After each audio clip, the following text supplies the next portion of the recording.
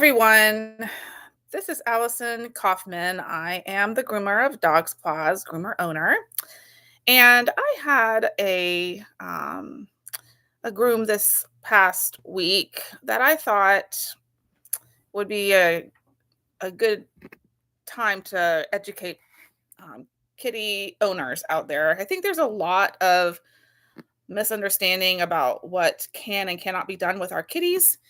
And I think it's important that we have some educational videos out there. So this little kitty came in. She's really, really sweet and let me do everything that I needed to do except around the belly. And that was one of the things the owners had asked. They wanted her to come in and have her belly shaved because that was an area that they couldn't get to either. She was just very protective of that area. And that is not uncommon for kitties. They are very protective of those bellies. Some kitties will let you pet them and on that area, but most will either bite you or scratch you. Definitely say something to you about the fact that you touched them or they didn't want to be touched. So, so it's not uncommon. So she was very well brushed on the top, this little kitty, and very not so much brushed on the belly. She had several mats, all the way from her sanitary area all the way up to her chin, around her neck, a little around her collarbone. So the owner wanted those shaved off. I did not. I failed um, to get more information from her. I was assuming that she understood the belly was going to be shaved to the skin. Um, so let me just address that for one. Um, Cat skin is very thin and not like dogs at all. So when we shave a cat, it doesn't matter what the reason is. It could be for a lion cut, it could be for matting. Um, we have to use a very close blade on those kitties. One reason is they're very, very wiggly. The other reason is their skin is so, so thin that if we nick them just a teeny bit, it is possible with the way that cats move, that little nick is going to spread out and be a very large open wound at some point. So we have to use blades that are safe for our kitties, and those end up being blades that are number 10 blades, number 30 blades, and even sometimes 40 blades. Although those are the surgical blades, and if you have had a animal get a surgery, they're shaved pretty closely. That's usually with a 40 blade. So the 10 and the 30 are slightly longer than the 40, but does not leave much skin. It's a safe blade to use around all of those flaps under the arms, the flaps that can be under the chin sometimes, the flaps over by the legs and the hips, over by the sanitary area, because any blade above a 10 is going to catch those pieces of skin and just rip them to shreds, even on the dogs. So we have to be very, very careful with these blades, even with dogs. But more so the cats, we just don't use them. We only use the 10 and the 30 and the 40 if needed, the 40.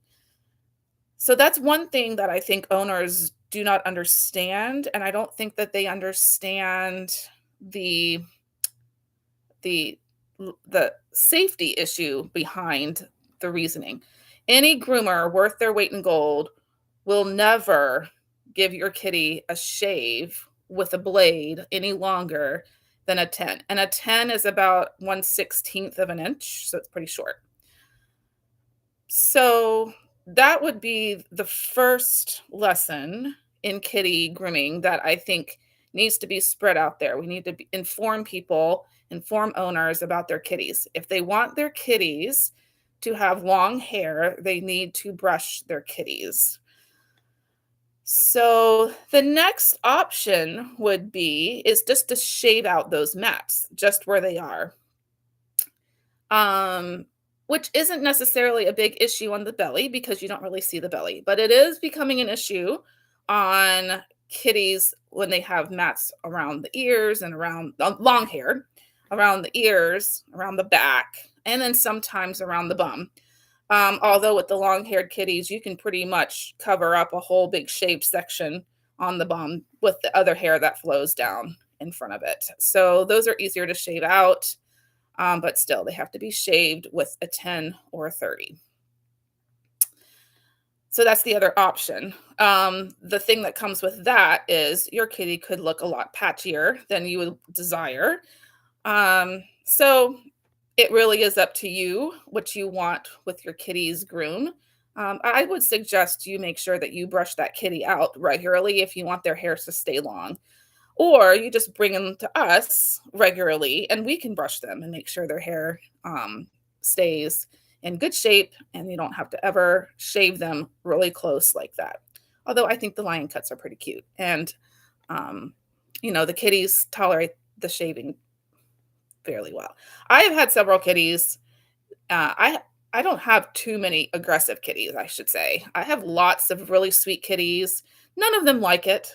They're all a challenge in some way, but I think kitties get a little bad rap when it comes to grooming. So that is the the main thing. The other issue is I in my grooming salon and have a policy, and I am sure any other groomer worth their weight in gold would have the same policy. We have to keep a very close eye on their breathing, especially the Persians and the Himalayans with the smushed in face. Because if you have a dog or a cat with a smushed in face, their nasal passage is shortened. And so they have a lot more breathing problems. Panting is another issue with kitties that we have to be paying a very close eye on and making sure that they do not pant or start breathing really heavily. In those cases, we would have to give them a break. And even if we give them a break, if we still come back and they're stressed out or they can't breathe, we just probably have to stop. Um, we have to keep a very close eye on that. We don't want a kitty collapsing on us. Oh, and I doubt you want your kitty collapsing either. So we keep a close eye on that. So sometimes, and it doesn't happen often, but sometimes if a kitty gets really stressed, we would just have to stop. So sometimes my kitties, I like all of my dogs to go home completely bone dry. My dogs usually go home completely bone dry unless they're freaking out on the table about their head. And I am not grooming any show dogs. I am not in any competitions that require me to push the dogs and kitties so far to get all those little unimportant areas really dry. So if they're having a hard time with the drying process, I will get as much as I can dried and I will leave the parts that are not so important, like the head, like huskies. Huskies can be very anxious and nervous dogs. And so a lot of times I'll leave the face for the last. And if they're really panicking or they're about to break my table, I will just say, it's not worth it and let them have a very good experience and not push them so far to the point where they just completely lose their minds. So, and huskies can tend to lose their minds very easily. So we just try to keep it a slow process. With the kitties, I do not use a full force dryer. I will take that volume, that force for my force dryer all the way down to low, and I will slowly adjust it up if they're tolerating it well. But those are the other things that we have to consider as groomers, and that might be another reason your kitty comes back maybe a little bit damp, or at least for me, because I'm just not, I am not, I am grooming house pets.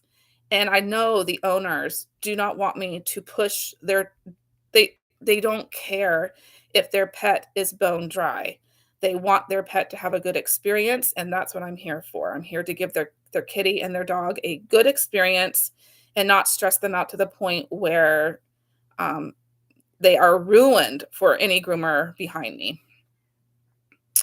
Um, so those are two main points I wanted to just kind of give to you out there, if you have any questions, I am more than happy to answer them. Just I hope that we can do the comment section. Sometimes the comment section doesn't work, and I'm new to all of this. This is not my first live, but it's definitely my first live as Dog Supplies. I might go more often with it. I don't know. We'll see. But this did come up this week, and I really thought that it would be a very important um, issue to talk about with you guys. What are your thoughts? Put them down in the comments, and I will answer them as quickly as I can. Have a wonderful day, and we'll see you next time.